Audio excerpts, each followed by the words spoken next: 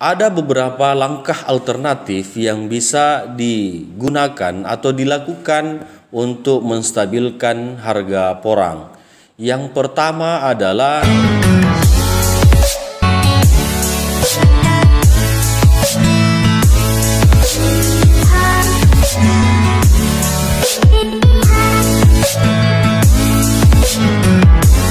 luas lokasi atau luas lahan yang ditanami porang itu sangat bertambah luasannya sembari ditetapkannya porang menjadi varietas mahkota oleh Bapak Presiden Jokowi di tahun 2021. Perkembangan porang di Indonesia memang sangat menggairahkan dan sempat viral di beberapa provinsi untuk menanam porang.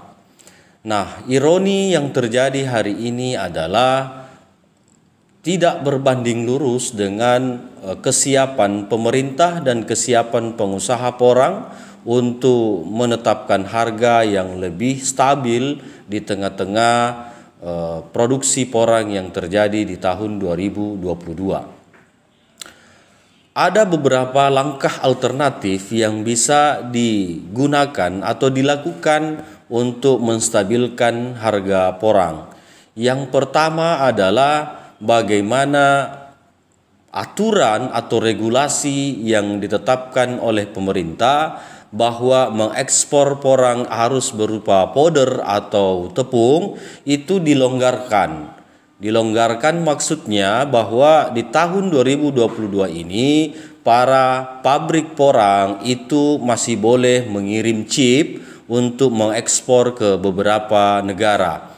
Yang kedua adalah sembari pemerintah menerapkan aturan untuk melonggarkan pengeksporan porang ini berupa chip, diwajibkan juga kepada para pabrik porang untuk menyiapkan tahun-tahun berikutnya di tahun 2022-2023 ke depan menyiapkan hammer mill untuk merubah chip yang telah diproduksi menjadi powder atau tepung.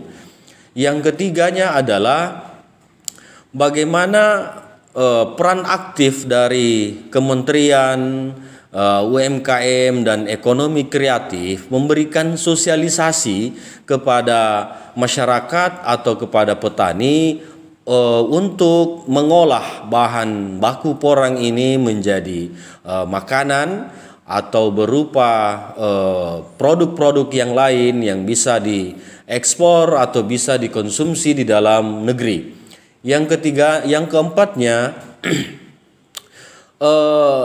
edukasi yang dilakukan oleh pemerintah itu sembari para petani atau pengusaha-pengusaha di daerah juga mensosialisasikan bagaimana masyarakat mampu ataupun petani berusaha membuat chip secara rumahan.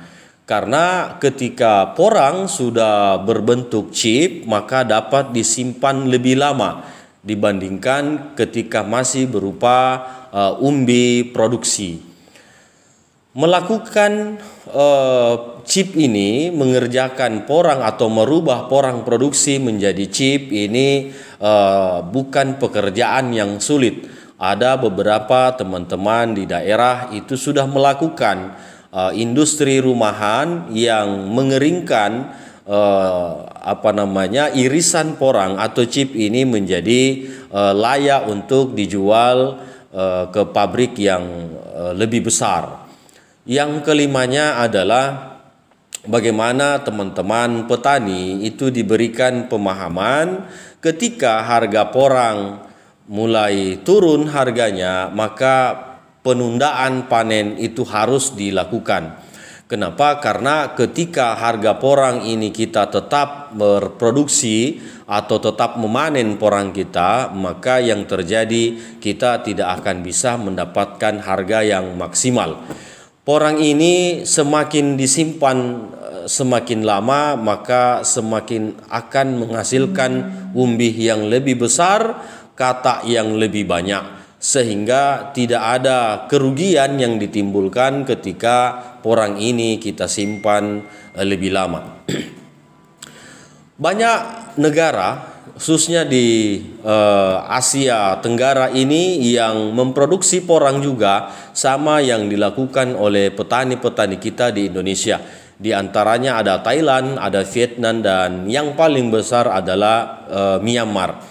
Nah, oleh karenanya kita tidak bisa berbuat banyak untuk melakukan negosiasi yang lebih kuat karena ada kompetitor kita di negara-negara tetangga yang juga saat ini mendekati panen produksi.